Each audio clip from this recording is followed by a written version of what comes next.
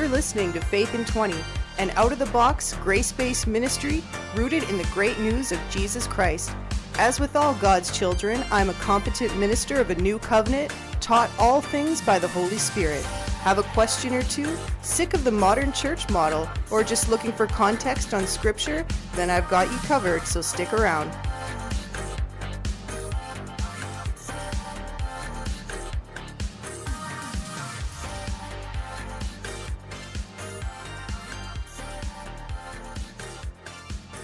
Hey guys, welcome back to the show. I hope you're enjoying the series on the Divine Council worldview so far. Now, for me, this has been the most fascinating theology both to learn and teach to anyone who's open to the concept of looking at their Bible in a brand new way. A way, in my opinion, that makes everything fall into place. Now, there are so many things I'm eager to speak about when it comes to the Divine Council, especially how this is the backdrop for the entire ministry of Christ. But it's important that we be methodical about this and not miss anything along the way. Now, we've looked at the foundation of the Divine Council, even corresponded it to Paul's ministry. We examined ourselves as God's imagers, considered God's ultimate goal of having both his divine family and human family live together in perfect harmony in the new Eden. But today, I want to introduce the concept of the divine rebellion. Now, by all accounts, this seems pretty standard. Whether you've read the Bible or not, most people are very familiar with the serpent encounter in Eden. Unfortunately, the way most of us have learned it has left out much of the original interpretation and important theological messaging. As well, most of us would tend to blame this encounter for the ultimate fall of humanity. It makes sense, right? I mean, Genesis chapter 3 even labels this as the fall, after all, but you might be surprised to learn that this infamous Satan character we all imagine isn't exactly what he seems. And if you were to ask a first century Jew about the fall of humanity, they would agree that transgressions were the reason for the fall, except not necessarily human transgressions. What happened in Eden was a far cry from what was to come. But first things first, we need to get our bearings. Now, in order to understand the foundation for what I'm talking about, we need to abandon what we think about this Satan or the devil or the serpent and head over to the book of Job. Now, most people would say that the premise for the book of Job is essentially Satan, who we presume to be the devil, wagers with God that Job would no longer worship him if everything he had was stripped from him. God takes that bet, and through a series of unfortunate events, everything in Job's life is taken from him until the conclusion of the story where God gives Job back a double portion of everything he had lost. Now let's start in the beginning, chapter 1, verses 6 to 9, where we see this interaction between God and Satan, which appears surprisingly nonchalant. Now there was a day when the sons of God came to present themselves before the Lord, and Satan also came along. The Lord said to Satan, "From where have you come?" Satan answered the Lord and said, "From going to and fro on the earth, and from walking up and down on it." And the Lord said to Satan, "Have you considered my servant Job, that there is none like him on the earth, a blameless and upright man who fears God and turns away from evil?" Then Satan answered the Lord and said, "Does Job fear God for no reason?" Now the word Satan is not actually a proper noun. It simply means the adversary, or Hasatan in Hebrew. God is not talking to Satan. He's talking to the Satan, the adversary.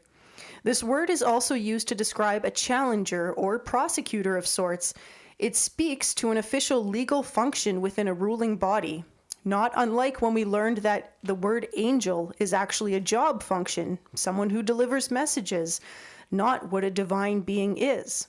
In fact, in 2 Peter 2:4, where he says, "If God did not spare the angels," the Greek word here is actually angeloi, which is correctly translated to divine being, not angels. Now, this was a poor transliteration that ended up in our English Bibles, but I digress. Back to the Satan. For example, in 1 Samuel 29:4, David himself was referred to as Hasatan, or the adversary, in the context of a military function. This term is not restricted to divine beings. It's used for anyone who opposes someone else, good or evil. This term is even used in relation to beings that are sent to do God's work in order to oppose someone or execute a judgment, such as in Numbers 22:22 to 23. The layers we've added on to the word in our society have blown it up into a whole other beast it was never meant to be. Now, you might be thinking I'm totally out to lunch here because we have obvious uses of the name Satan as a proper noun by New Testament writers. While this is correct, don't forget that New Testament writers borrowed their language from the Bible they had, the Old Testament. So the function or role of Satan became adopted by later writers as a proper name for the serpent who caused the fall in Eden. The serpent, or Nakash in Hebrew, achieved status as the main adversary to Yahweh as he was cast down to the earth, or Sheol as it were, following the Eden event. As the main adversary, it made sense to New Testament writers to attribute the name Satan to him as a personal name. Now, I don't want to get ahead of myself here, but the Nakash is actually identified as the adversary who tempted Jesus in the wilderness in Matthew 4. Now, back to Job. The backdrop of chapter 1 is a divine council meeting, and the Satan is a member of that council. Yes, his rank is unclear in terms of him being at the same level as the sons of God or simply a servant of the council, but he's doing his job. Yes, the challenger, prosecutor, adversary was a legitimate job, and he could challenge the righteousness of God's people. Case in point, Job. Now, this makes a lot of sense as to why the interaction between him and Yahweh was so casual. Here, God gives the Satan enough leeway to prove himself wrong when it comes to whether or not Job would continue to worship God, having been stripped of everything he values. The interaction between the Satan and Yahweh lets us know that his job entails keeping an eye on what's happening on the earth, an ear to the ground, so to speak. So, if you haven't caught my drift yet, this is not the devil who is interacting with Yahweh in Job. So why am I talking about Job anyway? I thought this was about the fall in Genesis. The reason we use the opening scene of Job as the backdrop is because distinguishing the job of a prosecutor versus a rebellious son of God helps us understand what we're dealing with in Genesis 3. We have an anonymous prosecutor operating as expected in Job compared with the rebellious son of God in the garden. So, the book of Job does not link the adversary speaking with God to the serpent in Genesis 3. And the Old Testament never uses the word Satan to describe the serpent from the garden. Okay, I think I beat that horse. As we move forward, don't forget our conversation in the last episode about the ingredients of an imager of God. God made creation with freedom, knowing that they and we would be like him, but not perfect. And both human and divine beings are capable of corruption. God is not a robot, and if he made us to be, we could not accurately represent him. So, despite our inevitability to do evil, God preferred our existence over eternal absence. Authenticity of an imager involves the possibility of evil, but of course God's ultimate plan involves the elimination and triumph over evil and death. Back to the garden. Now that we've discerned the serpent from the divine council member in Job, we need to learn more about what actually happened in the garden. And in light of the divine council, this setting is going to be so much more clear. In Genesis 3:5, the Nakash, I'm going to be referring to the serpent as the Nakash from here on out so we can start to get a more accurate picture in our mind and erase this talking snake motif. So he's conversing with Eve and says, "For God, or Elohim, knows that on the day you both eat from it, then your eyes will be opened, and you shall be like God, Elohim, knowing good and evil." Now, if you think all the way back to our intro episode on the Divine Council, we set up camp in Psalm 82, which feels a lot like Genesis 3. So like Psalm 82, the word Elohim appears twice within the same verse. The first Elohim being singular, and the second, based on Hebrew grammar rules, is plural. This plurality is confirmed in Genesis 3:22 when God says, "Look, the man has become as one of us to know good and evil." So just as in Genesis 1:26, when God spoke to his council members regarding making mankind in their image, here he is also speaking to the council members, the Elohim. Now, if you're thinking this is the Trinity, please go back to the previous episode where I laid out in detail why the Genesis 1 conversation cannot be the Trinity. Now, the mainstream impression is that Adam and Eve were essentially perfect until the Nakash came along and sparked new ideas in their minds. But the fact of the matter is, Adam and Eve were always capable of sinning. Notice the subtlety in Genesis 3:5. The serpent uses the phrase, "You will know good and evil," not "you will be capable of good and evil." So the potential was always there. They were simply unaware until it was brought to their attention. By violating God's instructions, they would now know what it was like to experience evil. Now, this idea of knowing good and evil is also found in Deuteronomy 1:39. "And as for you little ones, and for your little ones, who you said would become a prey, and your children who today have no knowledge of good or evil, they shall go in there, and to them I will give it, and they shall possess it." So the little children being spoken of here are the new generation of Israelites who would go on to possess the promised land after the previous generation who had been delivered from Egypt died off in the wilderness. Now, this generation would not be held accountable for the sins of the previous generation. They were considered innocent. The same context can be said for what's happening in Genesis 3. They are capable but had not yet known evil, therefore were innocent prior to the fall. Once they disobeyed God, they became aware of good and evil, just as the divine council members. Now, I've heard folks question, why wasn't Eve alarmed that a snake was talking to her? But this is where a literal view of the situation will cause us to stumble. It misses the entire context of what's happening here. Now, in the ancient Near East, the concept of an animal manifesting a divine being was not out of the ordinary. Animals were chosen based on certain characteristics or status in a particular culture's belief system. So, I'll say it for those in the back. We are not dealing with a talking snake here, but the presence of a divine being. We have to put our ancient Israelite hats on and understand that this serpent was in fact a malevolent divine being. The New Testament makes reference to this in 2 Corinthians 11:3, 1 Thessalonians 3:5, Revelation 12:9. We know that Eden was God's original abode. It was where the council meetings took place, and it was where he hung his hat, so to speak. A particular divine being clearly felt threatened by God's desire to create humans. Thus, the plan was put into action to cause a rift in humanity. The Nakash knew that if the humans sinned, they would have to die, and hopefully God would abort the plan. Interestingly enough, the word Nakash was representative of one who dispensed divine knowledge. Now, if we remove the vowels from the word Nakash, which we would have in the Hebrew Bible, we have the root letters, N, C, H, S, H, which mean copper or shining bronze.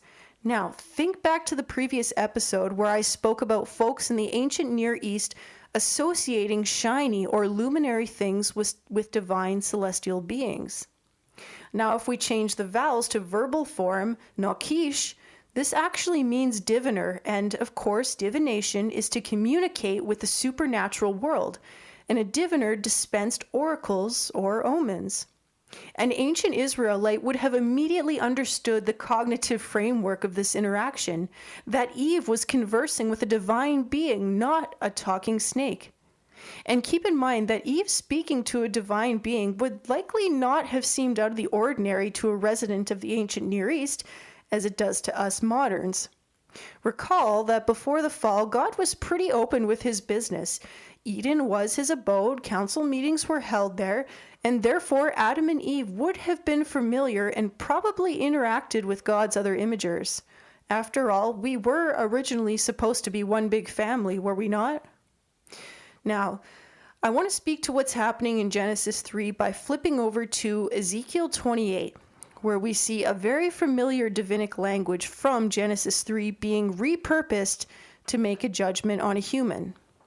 In verses 13 and 14, Eden is referred to as God's holy mountain.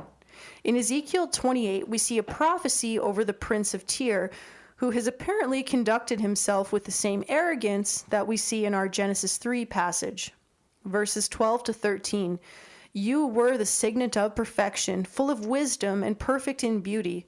You were in Eden, the garden of God. Every precious stone was your covering, sardius, topaz, and diamond, beryl, onyx, and jasper, sapphire, emerald, and carbuncle, and crafted in gold. You were settings and your engravings. On the day you were created, they were prepared. Here, God is speaking about the arrogance of the prince who believed he was a god, but in reality, he would end up in the realm of the dead, which was earth or Sheol, just as the enemy kings of Israel found themselves. This passage is obviously not a direct commentary on Genesis 3, and the prince of Tyre was not in Eden, but God is comparing the downfall of Tyre with the downfall of Eden. This is just one example of many times a biblical writer repurposes older familiar scenes to make a comparison. Now, if you're familiar with Ezekiel 28, you may have heard the viewpoint that the character in question here is actually Adam, not the Nakash. This view, however, is in contradiction to the original Hebrew perspective, where God is speaking to the anointed cherub directly, and by cherub, we're talking about an anointed throne guardian, which would have been the job of the Nakash, rather than the one who was with the anointed cherub. The Nakash, who is the divine being who acted arrogantly toward his ruler. Now, since I know that the Adamic perspective is popular, I want to pick up this passage in Ezekiel just a bit more. Now, let's review verses 14 to 17 again. You were an anointed guardian cherub. I placed you. You were on the holy mountain of God. In the midst of the stones of fire you walked. You were blameless in your ways from the day you were created till unrighteousness was found in you. In the abundance of your trade you were filled with violence in your midst, and you sinned. So I cast you as a profane thing from the mountain of God, and I destroyed you, O guardian cherub, from the midst of the stones of fire. Your heart was proud because of your beauty. You corrupted your wisdom for sake of your splendor. I cast you to the ground. I exposed you before kings to feast their eyes on you. Now, if we think back to Genesis 3, where do we ever see that Adam was, quote, filled with violence, or that he was egotistically enamored of his own beauty and splendor, or that he would be cast to the ground before kings? Not to mention, back in verse 13, we have this signet ring of perfection language, coupled with a description of precious stones that glimmer and shine. There's that luminary language used for divine beings again. Some could make the argument that this is providing a parallel between the breastplate of the high priest, since Adam was the first priest in Eden. But as we looked at in the previous episodes, this shine or sparkle or luminary language was actually commonplace for describing divine beings in the ancient Near East. We see this displayed in Ezekiel 1, 4-7, chapters 27 and 28, chapter 10, verses 19 to 20, Daniel chapter 10, verse 6, and Revelation 1:15. So, what we're likely seeing here is the description of a divine cherub in Eden. You certainly don't have to take this point of view. Take a look and decide for yourself, but I'm in the camp that Ezekiel is repurposing divine rebellion language to speak to what's happening with the prince here. Now, this stones of fire reference in verse 16 is another indication that we're speaking about someone who is divine. This phrasing is also found in other texts, such as 1 Enoch chapter 18, 6-11, which crosses over with Ezekiel 1:22, and 1 Enoch chapters 24 and 25, which intersects with Genesis 2:8 and Revelation 22:1. Now, it's not totally necessary that you know the intersections, but if you like to read apocalyptic literature like Enoch, it helps to know where they intersect with the biblical text. So, regardless, this stones of fire phrasing pops up when speaking about a supernatural dwelling of the divine council. Not to mention, Adam was not sentenced to Sheol. He was already on the earth. Let's take a peek at another passage with remarkably similar undertones to our Ezekiel 28 passage, which is Isaiah 14. Now, the backdrop here is anticipation of the world finally being rid of the unfavored king of Babylon who oppressed and persecuted the nations. Let's go through verses 9 to 11, then we'll discuss the passage. Sheol below is getting excited over you to meet you when you come. It houses the dead spirits, Rephaim, for you. Now these are the disembodied spirits of the unnatural union between women and sons of God from Genesis 6, and we're going to get into that in the weeks to come. All the leaders of the earth, it raises all of the kings of the nations from their thrones. All of them will respond and say to you, you yourself also were made weak like us. You have become the same as us. Your pride is brought down to Sheol, and the sound of your harps. Maggots are spread out beneath you like a bed, and your covering is worms. So similar to Ezekiel 28, the rotten ruler is going to find himself in the realm of the underworld, placed with the dead warrior kings who are identified as the Rephaim.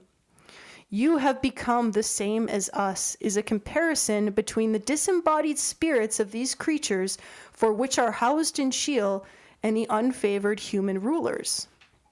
The king of Babylon will suffer the same fate as the divine throne guardian referenced in Ezekiel 28. Just as in Ezekiel 28, we see a change where the prophet's language shifts to a link between the ruler being spoken about and a certain arrogant divine being from Genesis 3. Now, verses 12 to 15. How you have fallen from heaven, morning star, son of dawn. You are cut down to the ground, conqueror of the nations. And you yourself said in your heart, I will ascend to heaven. I will raise up my throne above the stars of God. And I will sit on the mountain of assembly, on the summit of Zaphon. I will ascend to the high places of the clouds. I will make myself like the Most High. But you are brought down to Sheol, to the depths of the pit. So we have a lot of divine council motifs popping up here. Our unruly king is being compared with a divine being who had the brilliant idea to try and usurp the divine council and sit on the mountain of assembly.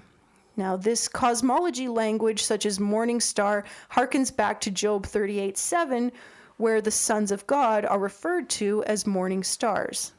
Again, we have that commonality behind using celestial language in the ancient Near East. Folks held the belief that the stars themselves were divine beings, and this language was translated right into the literature.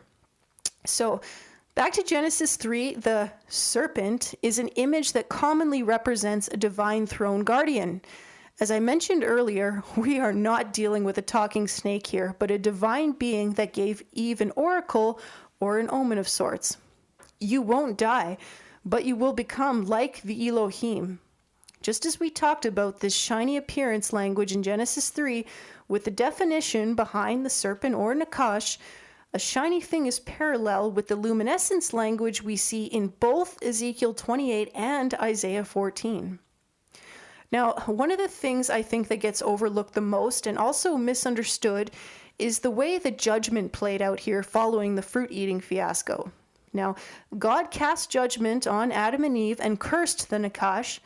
As I mentioned earlier, the Nakash wasn't exactly cool with God's plan to expand his family with humans and therefore wanted to stifle it. The Nakash knew that if Adam and Eve sinned, God would have to stay true to his word and they would die. Of course, we know they did die eventually, but the incident didn't throw as much of a wrench into God's plan as the Nakash would have hoped. God's mandate still remained in place. Adam and Eve, now expelled from Eden, would still have to maintain the land as well as be fruitful and multiply, only now the work would be toilsome. Now, it was important that Eve produced offspring since we know that her bearing children would have something to do with the ultimate defeat over the Nakash and what he had done. See Genesis 3:15, when God addresses the Nakash.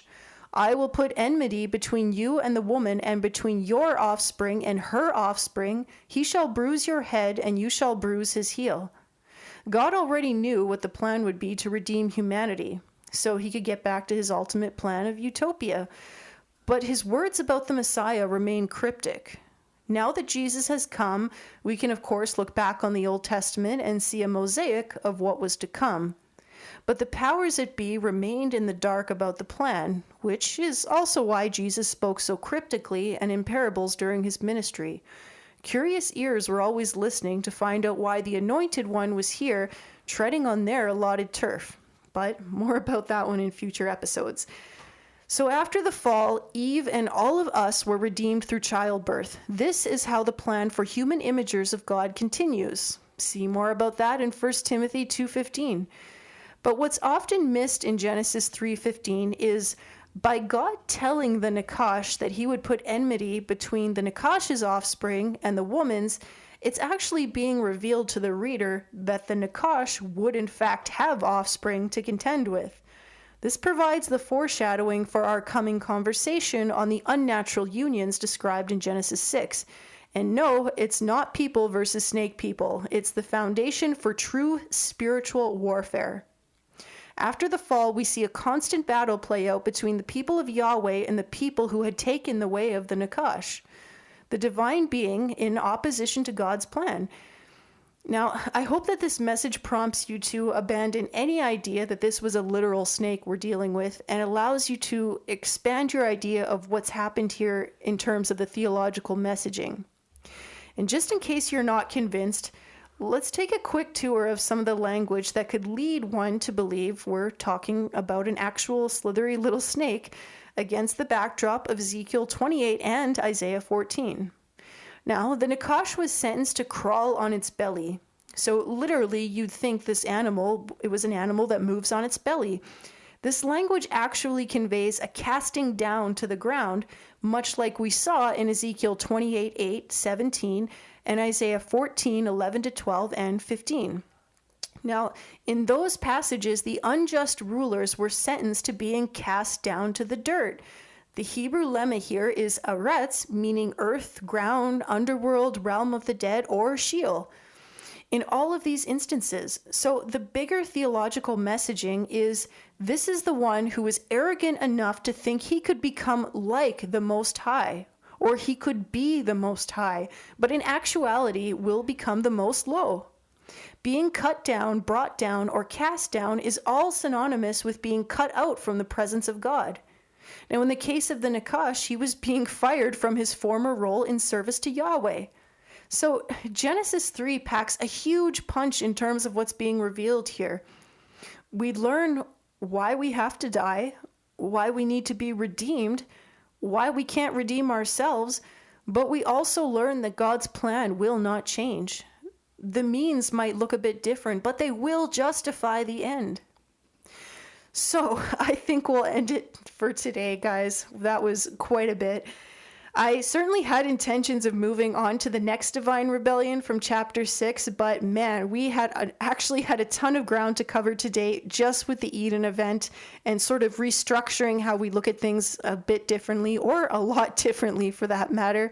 So to recap, today we learned about the true identity of the serpent, or Nakash, how this serpent was not related to the adversary in Job or anywhere else in the New Testament, and we spotted some parallels between God's judgment with the human rulers from Ezekiel 28 and Isaiah 14, and the judgment of the Nakash in Genesis 3 that confirm we are indeed dealing with a divine entity. All right. Thank you guys so much for tuning in. I do hope you're enjoying the series and it's prompting you to take another look at the scriptures and just go a bit deeper on things. As always, if you have any comments, want to reach out, have any questions, you know where to find me. Otherwise, I'll see you on the next one. Bye, guys.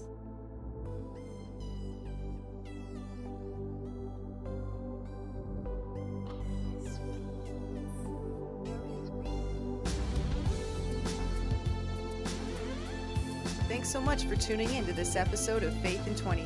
If you'd like to learn more about the ministry, reach out at faithin20@gmail.com, on Twitter, or on Instagram at faithin20.ministry.